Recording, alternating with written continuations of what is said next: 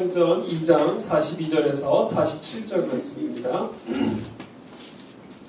저와 여러분들이 한 절씩 교독하겠습니다. 처음부터 읽겠습니다. 그들이 사도의 가르침을 받아 서로 교제하고 떡을 떼며 오로지 기도한 일을 힘쓰니라.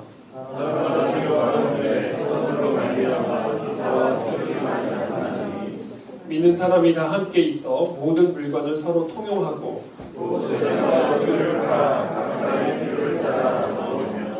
날마다 마음을 같이하여 성전에 모이기를 힘쓰고 집에서 떡을 떼며 기쁨과 순전한 마음으로 음식을 먹고 하나님을 찬미하며 또 온 백성에게 칭송을 받으니 주께서 구원받는 사람을 날마다 더하게 하시리라. 아멘. 네, 오늘 본문 말씀은 사도행전 2장 42절에서 47절 말씀입니다. 오늘의 주제는 교회를 위한 기도입니다. 교회는 우리가 잘 알다시피 그리스도의 몸이죠. 교회의 정의는 그리스도의 몸입니다. 그리스도는 그래서 교회를 우리가 제대로 이해하기 위해서는 그리스도가 어떤 분인지를 이해하셔야 돼요. 왜냐하면 교회는 그리스도의 몸이기 때문에 그렇습니다. 그리스도는 우리가 잘 알다시피 살아계신 하나님의 아들입니다. 이 땅에 성육신하여 오셔서 십자가에서 우리의 죄를 대속하시기 위하여 죽으셨고 3일 만에 부활하신 살아계신 하나님입니다. 우리 그리스도는 살아계신 하나님의 아들이에요. 그렇기 때문에 교회의 가장 중요한 특징이 뭔지 아세요? 살아있다는 거예요. 교회는 살아있어야 됩니다. 무엇이? 그리스도가.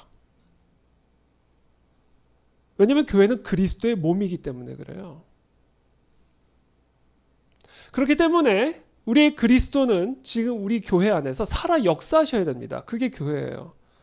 우리는 살아계신 그리스도의 몸이니까.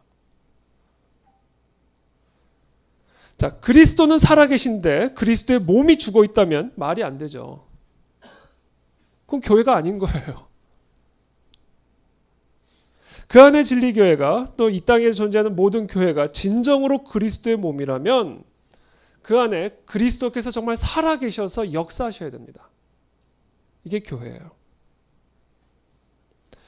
그래서 저는 오늘 이 살아있는 교회, 그리스도가 살아있는 교회의 가장 중요한 특징 4가지를 간략하게 함께 나누면서 이 4가지의 교회의 모습이 우리 그 안에 진리교회 가운데 재현이 되고 이 땅에 교회라고 불려지는 모든 그리스도의 몸들 가운데 진정으로 회복이 되어지기를 함께 금식으로 함께 기도하면 좋겠습니다. 첫 번째, 그리스도가 살아있는 교회는 배우는 교회입니다. 배우는 교회예요. 그렇기 때문에 우리가 배울 자세가 안 되어 있으면 안 되는 겁니다. 42절에 오늘 본문이죠. 사도행전 2장 42절. 그들이 사도의 가르침을 받아 이렇게 되어 있습니다. 교회는 사도의 가르침을 받는 곳이에요. 그렇기 때문에 우리 교회는요, 그리스도의 몸된 교회는요, 배울 준비가 되어 있어야 돼요. 마음에 배울 자세가 되어 있어야 돼요. 사도들의 가르침을. 여기서 말하는 사도는 당연히 이 12사도와 그들이 기록한 이 신약 성경과 구약 성경의 을 뭐 총칭한다고도 볼 수가 있겠죠. 자, 성령은 누구인가? 진리의 영이에요. 그래서 성령님은 진리를 가르쳐 주시고 진리 가운데 행하시는 영입니다. 그렇기 때문에 성령이 다스리는 교회, 성령으로 충만한 그리스도인들은 그 진리를 배우는 일에 힘을 쓰는 공동체입니다. 그래서 오늘 이 본문은 사도들의 가르침을 받기 위해서 성령 충만한 초대교회 교인들이 지속적으로 모였다 이렇게 기록을 하고 있습니다. 지속적으로 모였다. 그래서 그리스도의 몸된 교회, 살아있는 교회의 가장 중요한 특징은 살아계신 하나님의 말씀을 배우는 일에 힘을 쓰는 공동체입니다. 저는 그와 같은 은혜가 우리 가운데 회복되기를 축복합니다. 그래서 여러분, 성령 충만이 반지성주의가 아니에요. 성령 충만하면 은사들도 나타나고 신비스러운 일들도 나타납니다. 그러나 반지성주의는 아니에요. 초지성주의지. 우리가 하나님의 진리를 배우는 것은 지성적으로 배워요. 반지성적인 것이 아니다라는 겁니다. 그래서 저와 여러분들은 이 하나님의 말씀을 공부하는 일에 열심을 내야 되고요. 그래서 이 살아계신 말씀이 초지성적으로 우리 삶 가운데 나타나고 역사하는 것들을 목도해야 된다. 이것이 살아계신 교회의, 살아계신 그리스도의 교회의 가장 중요한 모습이다라는 겁니다. 그래서 살아있는 교회의 목사들은 살아있는 하나님의 말씀들을 반드시 강단에서 강설하게 되어 있습니다. 강단이 살아나야 돼요. 하나님의 말씀을, 살아계신 하나님의 말씀을 살아 역사하도록 가르쳐주고 강설해야 됩니다. 그래서 강단을 위해서 기도해야 됩니다. 살아있는 교회 부모들은 가정에서 자녀들에게 성경을 가르칩니다. 살아있는 교회 교인들은 매일같이 성경을 읽고 묵상합니다. 그래서 하나님의 성령은 이처럼 하나님의 백성이 하나님의 말씀을 배우고 그 말씀대로 살아가도록 인도하는 거예요. 이것이 살아있는 교회의 가장 중요한 첫 번째 표지다. 그러면 어떤 일들이 일어나는지 아세요? 말씀의 능력들이 나타납니다. 기사와 표적이 나타났다 이렇게 되어 있어요. 43절에 그들이 사도의 가르침을 받아 서로 교제하고 떡을 떼며 오로지 기도하기를 힘쓰니라. 그래서 어떤 일들이 일어났냐면 사람마다 두려워하는데 사도들로 말미암아 기사와 표적이 많이 나타나니. 여기서 말하는 기사와 표적은 안진뱅이가 일어나고 눈먼 자가 눈을 뜨고 이와 같은 진정한 정말 초지성적인 기사와 표적들을 의미하는 것이죠. 근데 그런 것들만 국한된 게 아니에요. 내 마음에 위로가 되는 말씀들, 내 삶에 능력이 되어지는 말씀들, 내 아픔들이 치유가 되어지고 어그러진 관계들이 회복이 되어지고 이 말씀을 들을 때 내 마음에 찔림을 받아 회심의 역사가 일어나고 이 모든 것들이 다 이 기사와 표적에 포함이 되는 겁니다. 그래서 정말 살아있는 교회는 살아계신 하나님의 말씀이 선포되어질 때 그와 같이 크고 작은 다양한 형태의 기사와 표적들이 내 내면에서, 우리 가정에서, 우리 사업터에서, 이 사회 속에서 반드시 일어나게 되어 있다. 그래서 그 교회가 살아있는지 아닌지를 분별하려면요, 그 교회에 살아계신 말씀이 선포되고 있고 그 살아계신 말씀으로 인한 기사와 표적들이 나타나는지를 보셔야 됩니다. 이것이 우리 가운데 회복이 되어야 된다. 이것을 위해 우리가 오늘 기도해야 합니다.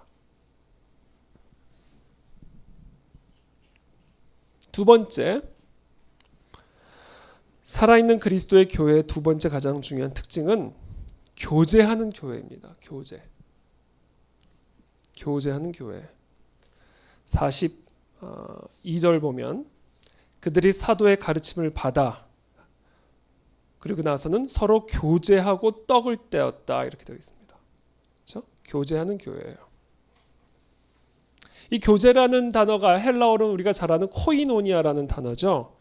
이 코이노니아라는 단어가 무엇이냐면 44절부터 조금 더 구체적으로 나옵니다. 이 코이노니아가 어떤 건지, 서로 교제하고 서로 떡을 떼는 이 교제하는 공동체, 교제하는 교회가 어떤 공동체인지가 44절부터 45절까지 좀 더 구체적으로 나와 있는데요. 제가 읽어드리겠습니다. 믿는 사람이 다 함께 있어 모든 물건을 서로 통용하고 또 재산과 소유를 팔아 각 사람의 필요를 따라 나눠주며, 여기 아주 중요한 키워드 두 개가 있습니다. 처음엔 통용, 그리고 나눔. 물건을 서로 통용하고 있다고 그랬고요. 44절에. 그리고 45절에 따르면 필요를 따라 나눠줬다 이렇게 되어 있습니다. 코이노니아라는 것은요, 그냥 같이 차 마시고 같이 뭐 삶의 근황들 나누는 그런 수준의 교제를 의미하는 것이 아니라 물건을 서로 통용하고 서로의 필요를 나눠주는 공동체가 교제의 의미입니다. 코이노니아의 의미입니다. 그래서 여러분, 정말 살아계신 말씀이 선포되어서 기적과 표지들이 기사와 표적들이 일어나게 되면 나타나는 아주 중요한 기사와 표적 중에 하나가 뭐냐면 바로 통용과 나눔이에요. 사람은요 나누지 않아요. 나를 위해서 사는 존재이기 때문에 뺏어올지언정 나누지는 않아요. 근데 성령이 임하시고 하나님의 살아계신 말씀이 우리 가운데 선포되어지면 어떤 기사와 표적이 일어나기 시작하냐면 지갑문이 열려요. 내 것을 나눠주기 시작한단 말이에요. 이거야말로 살아계신 교회, 살아계신 그리스도의 교회에 나타나는 가장 중요한 기사와 표적 중에 하나입니다.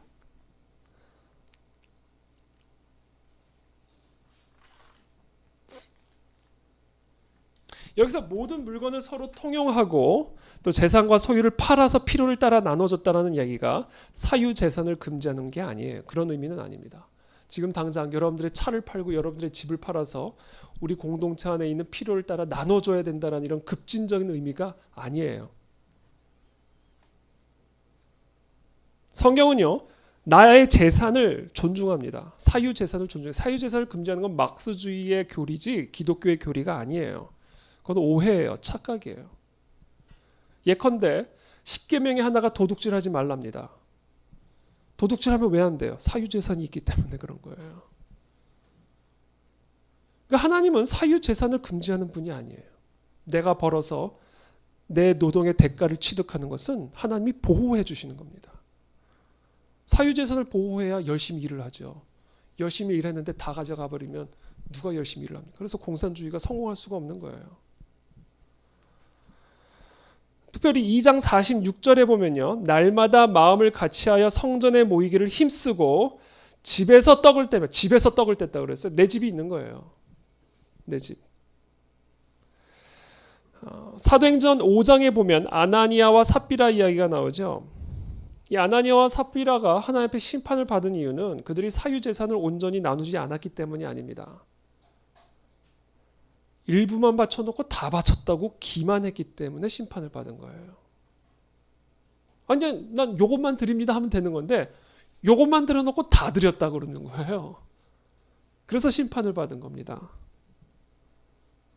그러면서 그 사도가 아나니아와 삽비라를 심판하면서 이렇게 얘기하죠. 땅이 그대로 있을 때는, 그러니까 너의 땅이 그대로 있을 때는 네 땅이 아니며 판 후에도 네 임의로 할 수가 없더냐, 이렇게 돼 있어요. 내 임의대로 할 수 있는 거예요. 내 거예요. 근데 왜 그걸 다 바쳐놨다고 그래서 조금만 바치냐? 그걸 왜 나를 거짓말하냐, 나한테 기만하냐 하는 겁니다. 성령을 기만한 죄로 심판을 받은 거예요. 이처럼 성령의 공동체가 우리 모두를 어떤 전적인 가난, 사유재산 금지, 급진적인 공동체 생활로 부르시는 것은 아니에요. 이건 오해예요. 착각이에요. 그 부분에 대한 두려움을 가질 필요는 없습니다. 그러나 이 말씀이 주는 진정한 도전을 회피해서는 안 돼요. 그 도전은 뭐예요? 성도가 서로를 돌봐줘야 된다는 겁니다. 이게 진정한 도전이에요. 그리고 이것이 진정한 의미입니다. 말씀이 살아 역사하는 교회는 성도와 서로가 서로를 돌보는 교회예요. 그게 가장 중요한 기사와 표적입니다. 가난한 형제 자매들을 보살피고요. 자신의 재산을 그들과 공유했습니다. 여기서 나의 재산을 그들과 필요를 따라 공유했다는 말이 되게 거창하게 들리죠. 뭐 거창하게 들릴 수도 있어요. 때에 따라, 경우에 따라. 그러나 오늘 수고한 청년들 밥 한 끼 사주는 거, 이거 재산을 공유하는 거예요.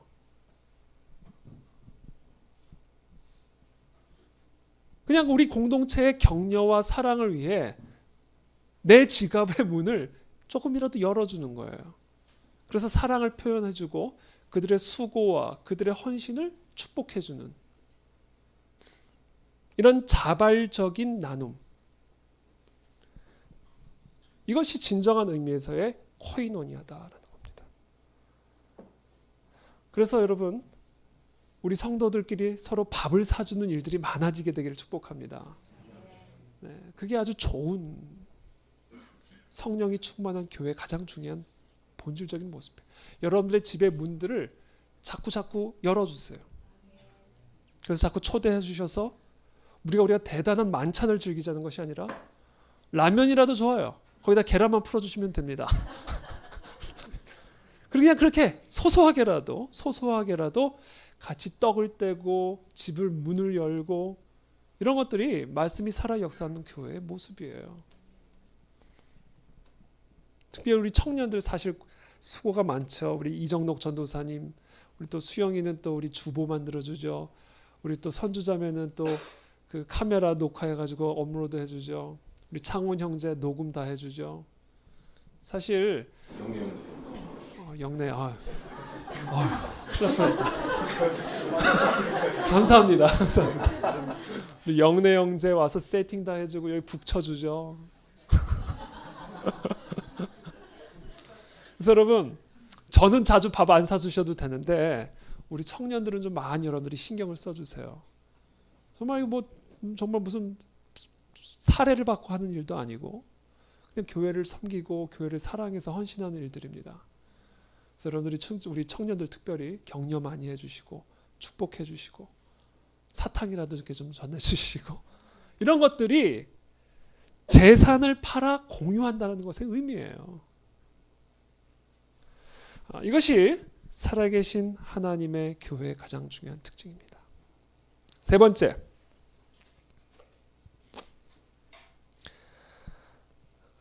예배하는 교회입니다. 살아있는 그리스도의 교회는 예배하는 교회예요. 46절 말씀 함께 읽어보겠습니다. 46절 시작. 날마다 마음을 같이하여 성전에 모이기를 힘쓰고 집에서 떡을 떼며 기쁨과 순전한 마음으로 음식을 먹고. 자, 날마다 마음을 같이하여 성전에 모이기를 힘썼다. 이 공예배입니다. 이런 거 공예배죠. 주일 예배 공예배예요. 새벽 기도회 공예배. 우리가 그냥 함께 한 자리에 모여서 함께 예배를 드리는 이 공예배. 이 공예배, 모이는 일에 힘쓰는 교회가 살아있는 교회의 특징입니다. 근데 이 공예배뿐이 아니에요. 한 가지가 더 있어요. 집에서 떡을 떼며. 이 집에서 떡을 뗀다는 것은 함께 식사를 하는 의미도 있지만 성만찬과 연관되어 있는 단어입니다. 떡을 뗐다라는 것이요. 이건 가정예배죠. 그리고 순예배입니다. 그러니까 우리가 다 함께 모여서 이렇게 공식적으로 예배를 드리는 모임과 함께 각자의 집에서 성도들끼리 모여가지고 함께 떡을 떼면서 예배 드리는 이 순예배. 이것이 이 초대교회의 가장 중요한 두 축이었어요. 예배의 두 축. 이게 회복이 돼야 됩니다. 특별히 집에서, 가정 집에서 함께 성도들이 모여서 식사 교제를 하면서 함께 예배를 드리는 이 모임들은 이 공예배 못지않게 초대교회에 있어서 너무너무 중요한 축이었다라는 겁니다. 그랬을 때 어떤 결과들이 나오냐면 46절에 날마다 마음을 같이하여 성전에 모이기를 힘쓰고 집에서 떡을 떼며 기쁨과 순전한 마음으로 음식을 먹고. 기쁨이 넘쳤다라는 겁니다. 기쁨이 넘쳤다. 우리가 지난 24일 날 저희 집에서 우리 청년들이 모였고 25일에는 또 우리 홍성원 집사님 댁에서 우리 또 함께 교제하면서 만찬을 즐겼죠. 이런 자리들이 계속해서 일어나면 좋을 것 같아요. 우리 성도들이 함께 집에서 모여서 식사 교제를 하면서 또 하나님을 찬양하면서 기도하면서 그때 그곳에 기쁨이 넘친다. 이것이 아주 중요한 특징이죠. 특별히 예배하는 교회에 있어서 가장 아주 중요한 측면 중에 하나는 함께 먹었다라는 거예요. 여기 보면 먹었다는 얘기가 상당히 많이 나옵니다. 그래서 우리 그리스도인들이 좀 잘 먹는 편이에요. 이게 왜냐하면 교회의 한 모습이에요. 여러분, 음식을 같이 먹는다는 게 하찮은 일이 아닙니다. 우리가 식구라고 그러죠. 식구. 이 식구가 뭐예요? 먹을 식의 입구자입니다. 먹는 입수예요. 그게 식구예요. 우리는 네 식구다. 그러면 먹는 입이 네 명이라는 얘기입니다. 그러니까 우리가 식구라는 이야기는요, 함께 먹는다는 얘기예요. 그래서 이처럼 우리가 성전에 모이든 아니면 가정 집에서 모이든 함께 하나님을 예배하면서 그리고 떡을 떼고 음식을 먹으면서 교제할 때 그 안에 진정한 코이노니아가 이루어지고 진정한 하나님의 임재가 그 가운데 함께 하셔서 기쁨이 넘친다. 그래서 저는 이 시간 축복합니다. 우리 그 안에 진리교회 함께 이 자리에 모일 때마다, 여러분들의 가정집에서 모일 때마다 정말 기쁨이 넘치게 되기를 바랍니다. 성령의 열매의 가장 중요한 특징은 기쁨이에요. 우리가 모일 때 기뻐야 됩니다. 기쁨이 있어야 돼요. 그래서 저는 우리가 모일 때마다 그와 같은 기쁨이, 웃음소리가 넘치는 그런 진정한 살아있는 교회가 되기를 축복합니다. 마지막으로 네 번째입니다.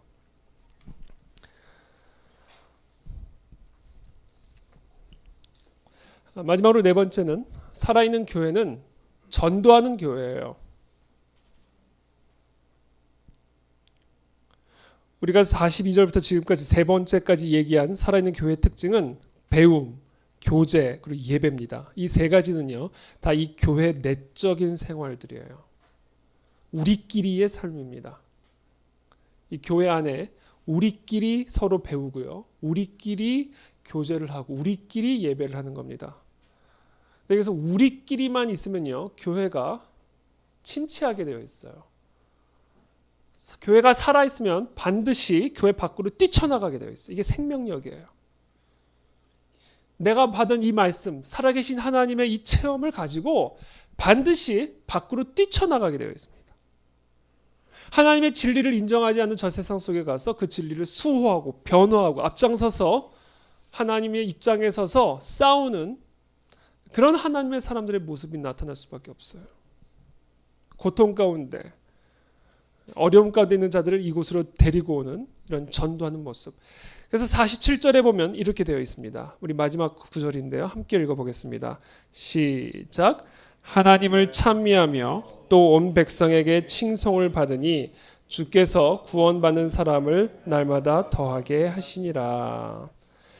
자, 이렇게 날마다 교회에서, 집에서 함께 기도하고 기쁨의 떡을 나누면서 하나님을 찬미할 때 어떤 일이 일어나냐면 온 백성에게 칭송을 받았다. 아니, 자기들끼리 예배드리는데 온 백성들에게 칭송을 받았대요. 그리고 자기들끼리 예배를 드리는데 구원받는 사람을 밖에서 날마다 이 안으로 더하셨다라는 겁니다. 이건 뭐예요? 교회가 살아있으면요, 그 영향력이 반드시 나타나게 되어 있다. 반드시.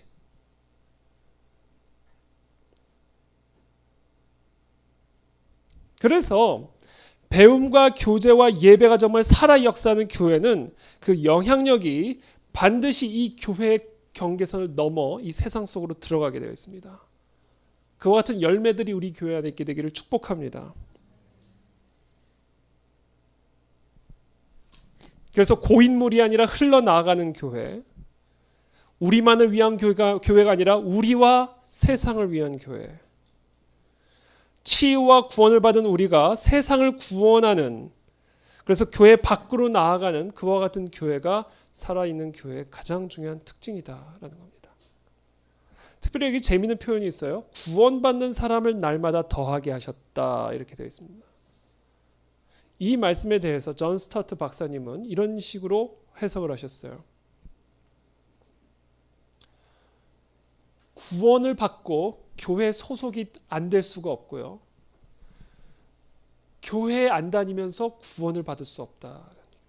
반드시 구원을 받았으면 교회에 더해진다라는 겁니다. 그런 의미에서 무교회주의나 가나안 성도라고 얘기하죠. 요새 흔히 가나안 성도가 거꾸로 얘기하면 안 나가 성도입니다. 교회 안 나간다는 거예요. 그 가나안 성도입니다. 교회에 소속이 되어 있지 않고 인터넷으로 이 사람 저 사람 설교만 듣고 살아가는 이런 부분들은 엄밀한 의미에서 정말 이 사람이 예수 그리스도의 보혈로 거듭난 사람인지를 점검해 봐야 됩니다. 왜냐하면 구원을 받은 사람은 반드시 교회에 더해지게 되어 있습니다. 그렇기 때문에 저와 여러분들이 우리 그 안의 진리교회와 이 땅에 존재하는 이 모든 교회가 바로 이와 같은 네 가지 모습들, 배움과 교제와 예배와, 그래서 세상을 구원하고, 그래서 날마다 구원을 얻는 자들의 수가 교회에 더해지는 이와 같은 역사들이 바로 살아있는 교회의 가장 중요한 특징들이고, 그와 같은 모습이 우리 그 안에 진리 교회 모습이 되기를 정말 간절히 원합니다. 그리고 이 땅에 존재하는 모든 교회가 그렇게 되기를 기도합니다.